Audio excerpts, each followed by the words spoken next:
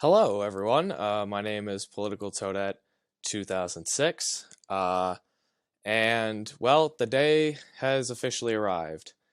I am going to be making predictions for all three levels of government for the United States: the Senate, the House, and governors.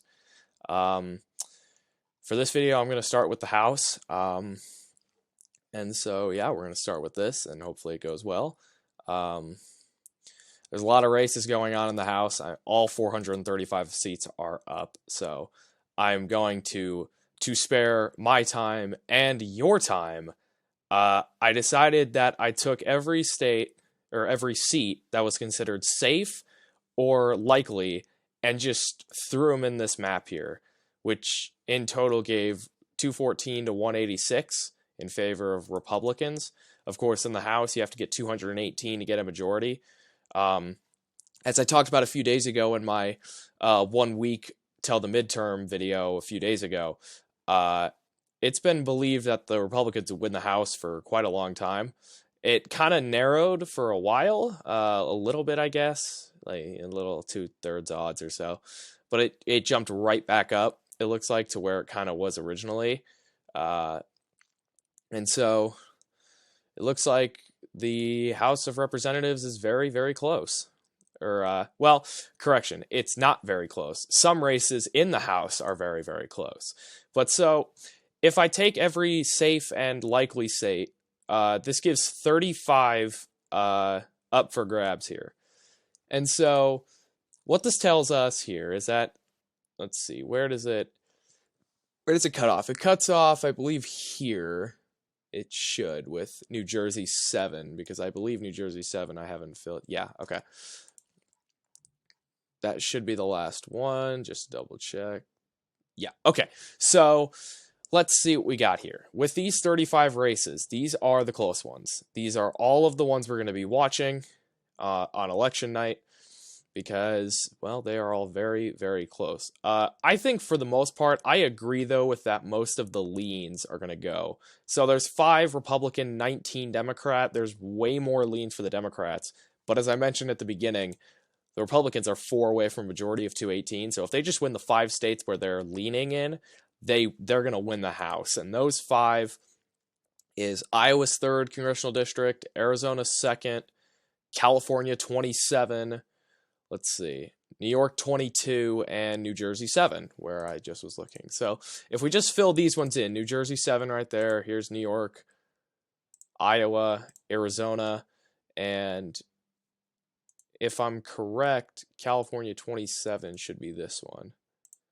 219. There you go. And I think these, if we look at some of these races, such as Iowa 3rd, this was made actually to be a toss-up.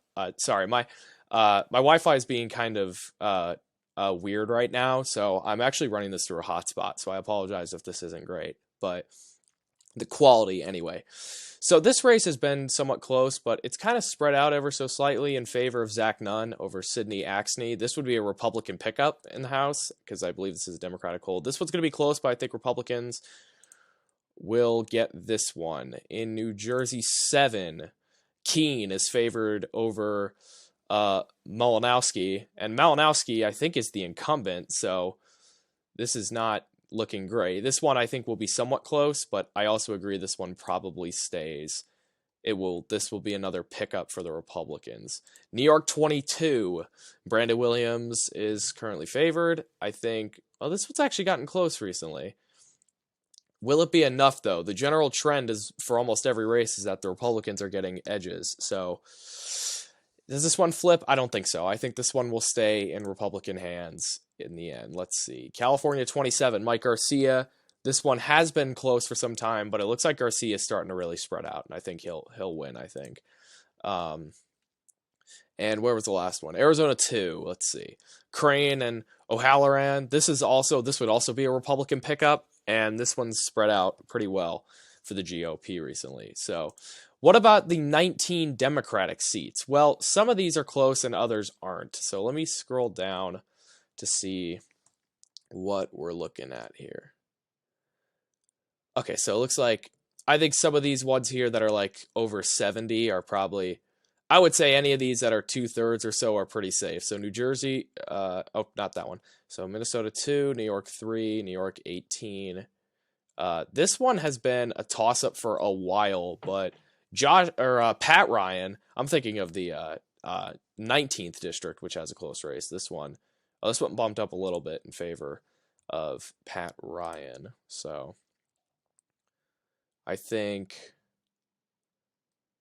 now if I go here, let's scroll up a little bit. So New York 18, Oregon 6, Illinois 6, Virginia 7, California 13, Maryland 6, that's New York 17, Connecticut 5, and Michigan 7. So let's fill some of these guys in here if we can get them here. So this is Virginia, that's Maryland's district. Minnesota's right there.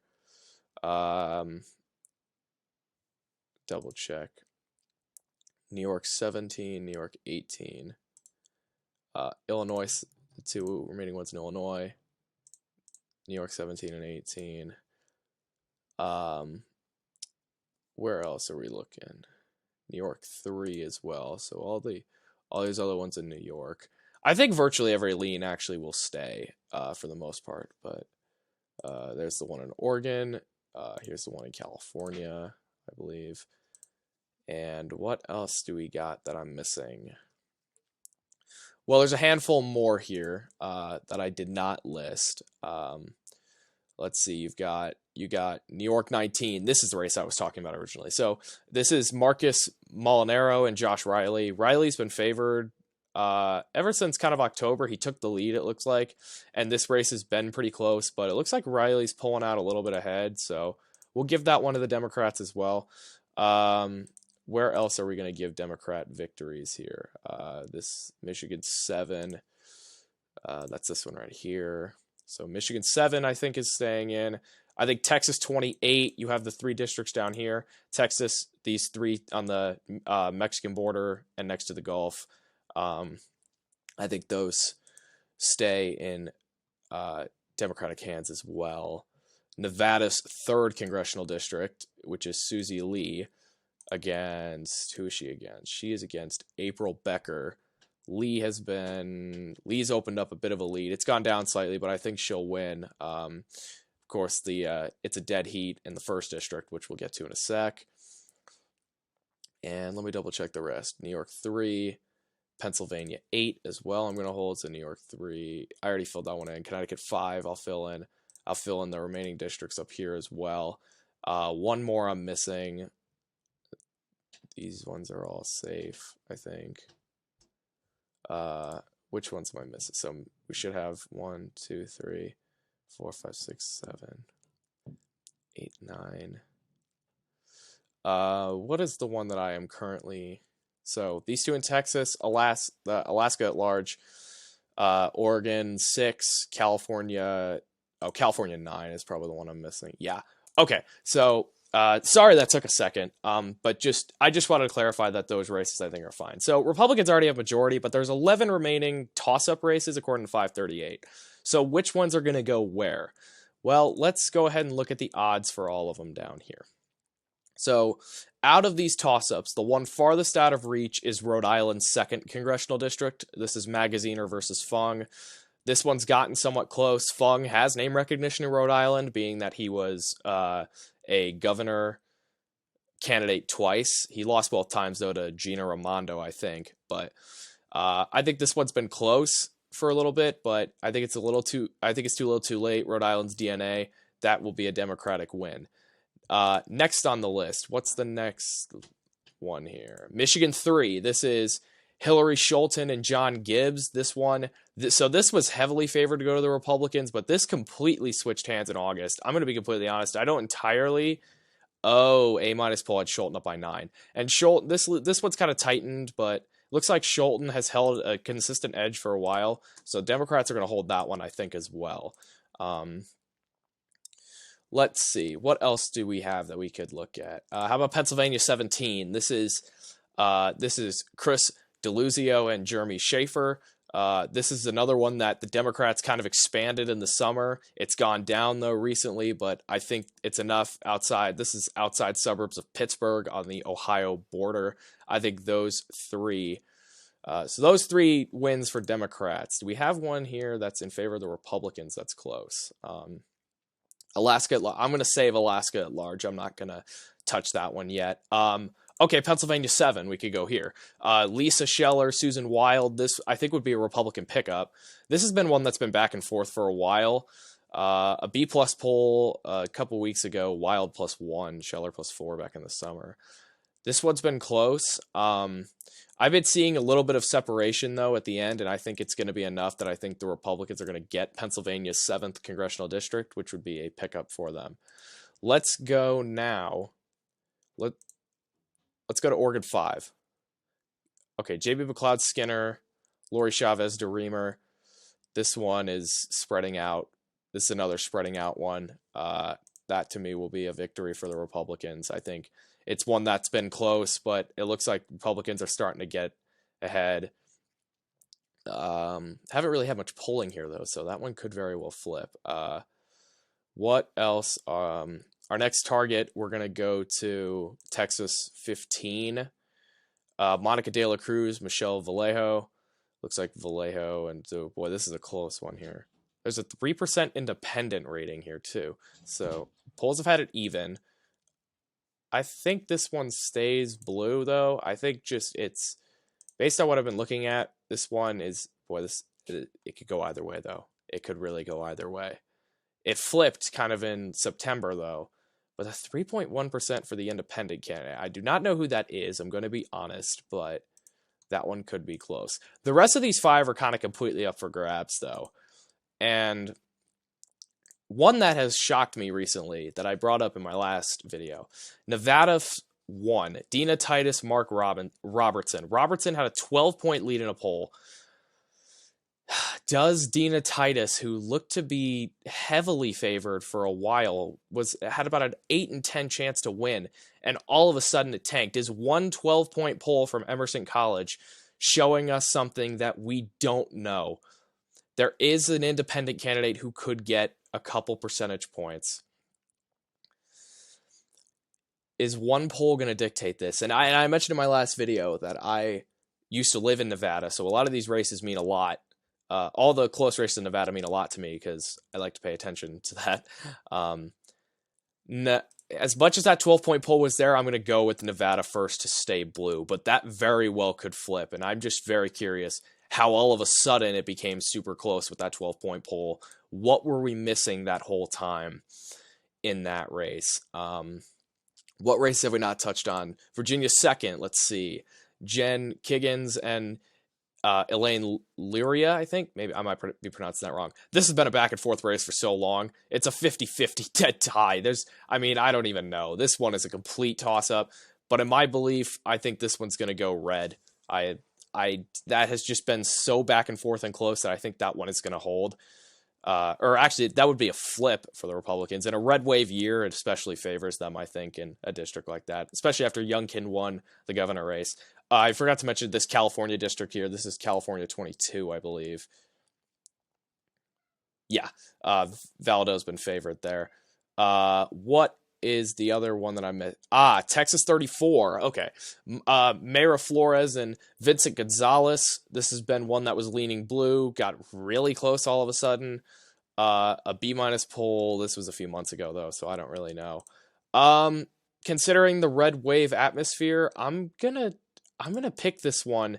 I think there's some counties down here as well that in the 2020 election were actually going in favor of Trump a lot, which isn't normal for Southern Texas. Last but certainly not least is Alaska's at large. I saved this one for last for a reason, because I don't know if we're going to get a winner until there's an instant runoff, because it's going to be one of 3 candidates. It's either going to be the Democratic incumbent, Mary Peltola, it's going to be Sarah Palin, or Nick Begich for the Republicans. Palin more likely to probably get there than Begich, but we have to see, because there's a third-party independent candidate who is... looks like there's a third party here that's getting 5% in popular vote polling. I don't know if we're going to get a winner here. Well, I think I believe personally, if it's Sarah Palin who gets this, I think the Democrats are going to hold on to this. I just think Peltola, she, I think clearly in the top 4 primaries, she clearly won once, which tells me that even with some of the shifts going to the Republicans, I still believe in my mind Peltola is going to hang on.